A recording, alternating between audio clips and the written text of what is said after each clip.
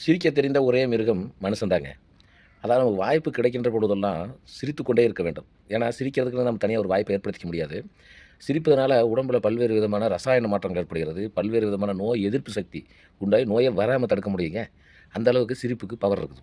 இப்போ ஒரு பேச்சாளர் மேடையில பேசிக்கிட்டு இருந்தாரு. மேடையில பேச 1 மணி நேரம் பேசினாரு. எல்லாம் கீழ உட்காந்துருந்தாங்க. எல்லாம் கடைசியில பேசி முடிச்சுட்டு, உடனே முன்னாடி இருந்த ஒருத்தர் கூப்பிட்டு கேட்டாருங்க. "ஏங்க நான் பேசுனதுலயே உங்களுக்கு ரொம்ப புடிச்சது எதுங்க?" அப்படின்னு. உடனே அவர் சொன்னாரு, "இத்துடன் என்னுடைய உரையை முடித்துக் கொள்கிறேன்னு சொன்னீங்க பாருங்க, அதுதாங்க எனக்கு ரொம்ப புடிச்சது" அப்படின்னாருங்க. அவரு பேச்சாளர் நொந்து போயிட்டாருங்க. "ஏன்டா கேட்ட?" அப்படின்னு. சில பேர் மேடையில பேசுவாங்க. அவங்க வந்து ஏதோ ஒரு கருத்த சொல்றேன்னு சொல்லிட்டு, அதுக்கு சம்மந்தமே இல்லாத பேசுவாங்க. உதாரணத்துக்கு 1950ல் என்ன நடந்தது என்று கேட்டால் அப்படிம்பாங்க. உடனே கீழ இருக்கிறவங்கலாம் சரி ஏதாவது சொல்லுவாரான்னு பார்த்தா, அதுதான் இன்றும் நடக்கிறது. இன்று என்ன நடக்கிறதோ, அதுதான் நாளையும் நடக்கும். இதைத்தான் அன்றே அவர்கள் சொன்னார்கள். என்ன பேசுறாங்கன்னு யாருக்குமே புரியாதுங்க. அப்ப அதனால தான் அவர் சொல்லியிருப்பாரு, "இத்துடன் என்னுடைய பேச்சை முடித்துக் கொள்கிறேன்" அப்படின்னு சொல்றது தான் ரொம்ப சிறப்பா இருந்தது அப்படின்னு. எப்படி இருக்குது பாருங்க. ஒரு வீட்ல ஒரு பையன பார்த்து அவங்க அம்மா சொன்னாங்க, "டேய் டேய் போய் ரேஷன் கடையில என்ன போடுறான்னு பார்த்துட்டு வாடா" அப்படின்னா, உடனே பையன் சொல்றான், போம்மா இதுக்கெல்லாம் யாராவது போய் பார்ப்பாங்களா? ரேஷன் கடையில வழக்கமா சண்டையும் சத்தமும் தான் போடுவாங்க போம்மா" அப்படின்னானாம்மா. எப்படி பாருங்க. ஒருத்தர் ஒரு மேடையில பேசிக்கிட்டு இருந்தாரு. பேச பேச எல்லாரும் எந்திரிச்சு எந்திரிச்சு எந்திரிச்சு எந்திரிச்சு ஓடிட்டாங்க. 1 மணி நேரம் 1 1/2 மணி நேரம் பேசி முடிச்சா, கடைசியா ஒரே ஒருத்தர் மட்டும் உட்கார்ந்திருந்தாருங்க. பேச்சாளருக்கு அப்படியே கண்ல தண்ணி. ஆஹா!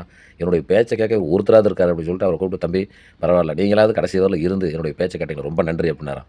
உடனே அவரு சொன்னாராம், "அட ஏன் சார் நீங்க வேற. நீங்க போனா தான் நான் அந்த மைக் செட்டையும் பல்பையும் கழட்டிட்டு போகணும். அதுக்காக உட்காந்துருக்கேன் நீங்க வேற" அப்படின்னாராம். பேச்சாளர் மயக்கம் போட்டு குடுத்துட்டாரு. ஓட்டிட்டே போயிட்டுருக்காரு. கொஞ்ச தூரம் போனா ஒரு பெரிய படிப்பாளி போனவரு.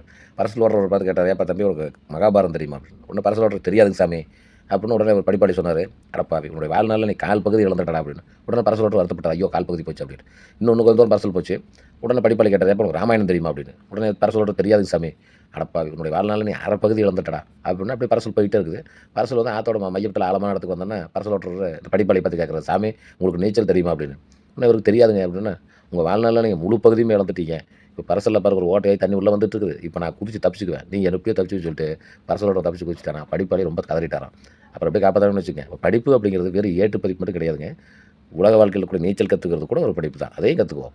ஒரு பள்ளிக்கூடத்துல ஒரு ஓரமா போய் நிக்கிறாரு. பள்ளிக்கூடத்துல வாத்தியார் பாடம் நடத்துறாரு.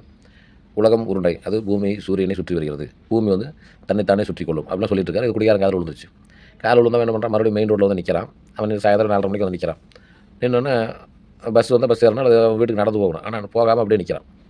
ஒரு 6 மணி ஆயிருச்சு. வாத்தியார் என்ன செய்றாரு, பள்ளிக்கூடத்துல பூட்டிட்டு எல்லா வேலையும் முடிச்சுட்டு ஒரு 5:30 மணி வாக்குல வராரு. வந்தா குடிகாரன் அப்படியே நிக்கிறான். இவர் முதல்லயே நோட் பண்ணியிருக்காரு அவன் நின்னத. உடனே, "ஏப்பா உங்க வீட்டுக்கு போகாம இங்கேயே நின்னுட்டுருக்குற?" அப்படின்னு கேட்ட குடிகாரன் சொல்றான், "சாமி விவரம் தெரியாம பேசாதீங்க சாமி. நீங்க தானே சொன்னீங்க, பூமி தன்னைத்தானே சுற்றுகிறது அப்படின்னு. அப்ப என்ன ஆகுது? அப்படியே சுத்துறப்ப என்ன ஆகுதுன்னா, என்னுடைய வீடு இங்க வரும். இங்க வந்தா நான் அப்படியே வீட்டுக்குள்ள ஜம்ப் பண்ணிருவேன். அதனால நான் எதுக்கு வீட்டுக்கு போணும்? நான் என் வீடு வர வரையிலும் இங்கேயே தான் நிப்பேன்" அப்படின்னு சொல்லிட்டு நின்னுட்டு இருந்தானாம். ஆசிரியர் தலை சுத்தி கீழ விழுந்துட்டாராம் பார்த்துக்கங்களேன்.